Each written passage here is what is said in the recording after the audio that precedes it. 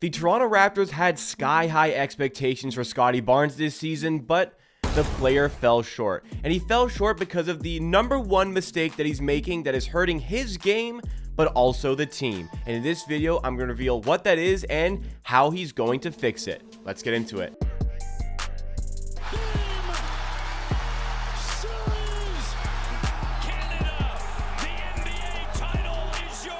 For Toronto Raptors YouTube content in videos, live streams, and shorts, make sure you're subscribed to Amateur Hour Sports. Thank you guys so much for helping this channel hit the big milestone of 14,000 subscribers. I'm so grateful for the Amateur Hour Army. We're just getting started. But Scottie Barnes is the focus of our video today, and there's one way in which he's going to be able to improve his game drastically for next season, and we learned a lot about him this season. Raptors and our fans, there were some outrageous expectation for the player going into his sophomore season after winning Rookie of the Year in a pretty elite class, beating out the likes of Evan Mobley and Cade Cunningham to win the award. He was a huge factor in the Raptors winning 48 games, finishing as the 5th seed in the Eastern Conference, and was pretty impressive in the playoffs as well. If it wasn't for an injury in the fourth quarter of Game 1 against the 76ers, Scottie Barnes might have gone on to put up a triple-double in his first ever playoff game. It was very clear for the eye to see, for anybody around the league to see, that this was a special talent. It was so special that the Raptors refused to insert him in any sort of possibility of a trade for Kevin Durant in the offseason. We banked very heavily on the future that Scottie Barnes had and what he could provide to this team. And with all of the weight of the world on his shoulders this season, even though Scottie Barnes didn't have necessarily a bad season, it fell short of the expectations. And perhaps that can be on the player for not performing as we thought he would, but also a lot of the blame has to go to people like us, people like the fans, who put these outrageous expectations on the player, who maybe wasn't quite ready to take all of that on. Now, Scottie Barnes in his postseason press conferences has spoken about the pressure, the noise, the media, and he says he doesn't really feel the pressure that everybody else puts on him. However, he puts a lot of pressure on himself. And surely this season, he put a lot of pressure on himself to take his game to the next level. One way we thought he was going to take his game to the next level would be his shot creation for himself, being able to be the primary scorer for this team. Many people thought that perhaps Scottie Barnes would be challenging Pascal Siakam as being the best player on this team. And people like myself were saying, I don't think Scottie Barnes is going to be an all-star this season, but do you put it past him? Can you see him doing it? Absolutely you can. He never really came close to that aspect, and as far as his stats on the season, his performances on the season, in a pretty similar role to what he did in his rookie season, Scottie Barnes regressed in a lot of areas. Now, he did improve in some areas. I think overall his sense of the game, his IQ, as well as his playmaking improved, but maybe his defensive tendencies and his rebounding dropped a little bit. But the biggest concern that there is for his game in terms of regression from this season is certainly the efficiency. In Scottie Barnes' rookie season, he was outstanding from the field. He had 15.3 points per game, nearly shooting 50% from the field and around 30% from three.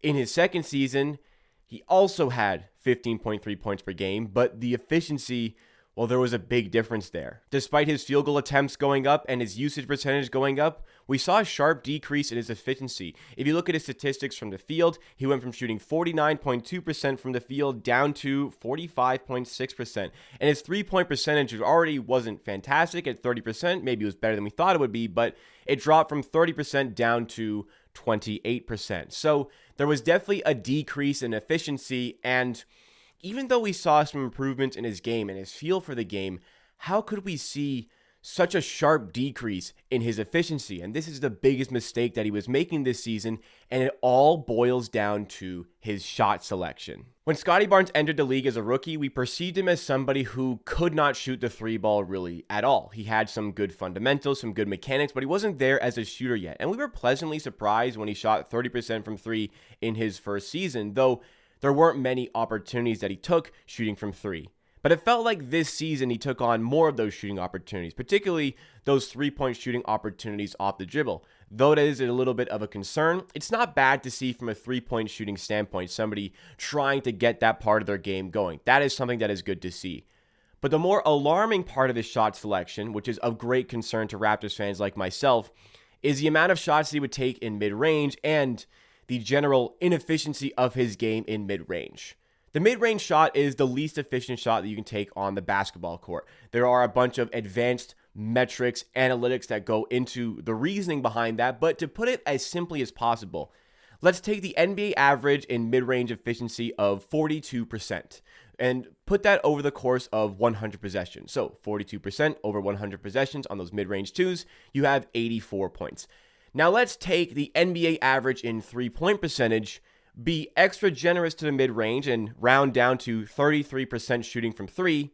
Well, if we take that over 100 possessions, we have 99 points. That is the simplest way to put it. You have to shoot damn near 50% from mid-range to make that an efficient shot. Now, there are some certain special circumstances, I think, for guys like Pascal Siakam. Siakam shoots right around league average of 42% from mid-range, but what's different for his game is that he needs to have that extra part of his game in his bag so that defenders respect it and play up on him a little bit in mid-range, which provides him some more space to pass for other players and, most importantly, more space for him to operate on the interior. So you need to have that extra thing, that extra part of your game. But only certain players should be allowed to take on those mid-range opportunities. Scottie Barnes definitely should not be one of them. And you could say that, hey, he needs to take those shots to improve that part of his game.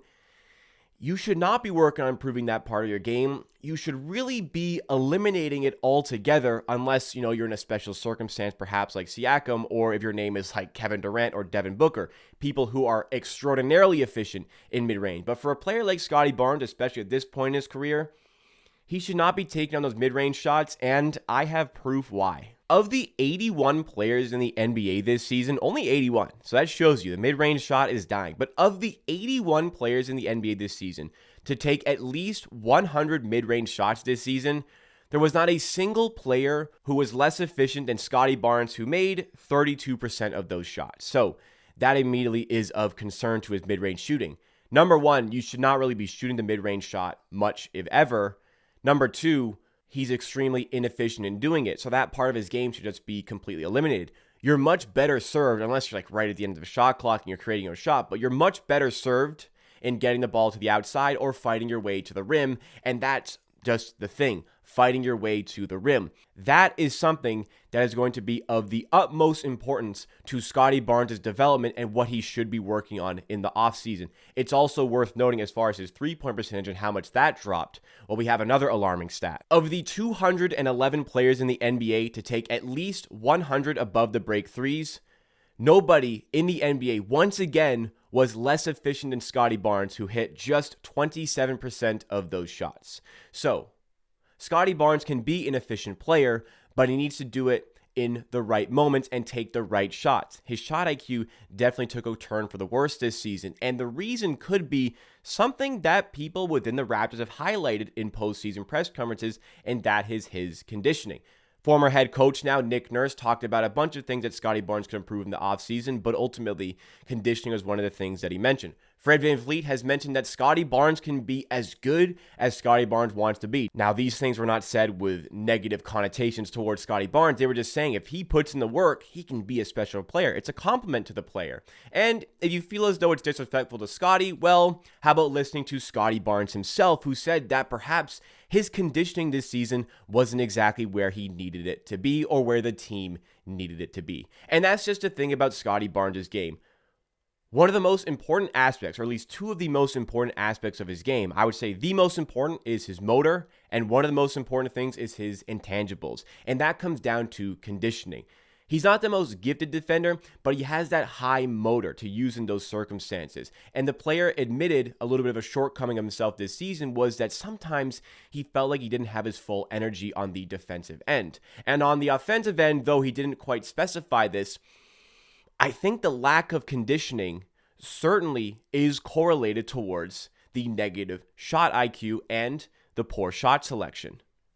I kind of hate talking about conditioning as somebody who's sitting at home who is nowhere near the athletic level of these guys, but when you're talking about the players that are making millions and millions of dollars here, that extra level of sharpness that putting in the work on your conditioning can give you is just so worth it, and not that difficult for a player to achieve if they truly go in and put in the work to a consistent degree. Now, I'm not saying it's easy, absolutely not, but Putting in that work can make a significant change to Scottie Barnes' game, and now I'm going to elaborate on that point, how it's correlated with the shot selection.